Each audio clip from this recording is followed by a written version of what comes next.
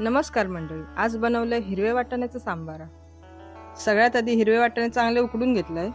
मग एका कढईत लाकडी अनाचं तेल घेऊन त्यात मोहरी आणि कढीपत्त्याची चरचरीत फोडणी केली। नंतर त्याच्यात टोमॅटो, आलं लसूण पेस्ट, हिंग, हळद आणि सगळ्यात महत्त्वाचं म्हणजे मालवणी अरोमाचा मालवणी स्पेशल भाजको मसाला 1.5 चमचे घालून घेतले।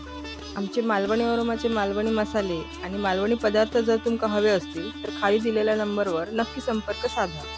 आता या फोडणीत मगाशी उकडलेले वाटाणे घालून घेतलंय। आता आपल्या सांबारा किती पातळ किंवा घन हवा त्यानुसार मी पाणी घालून घेतलंय। त्यानुसार माका पुरा 2 ग्लास पाणी लागला।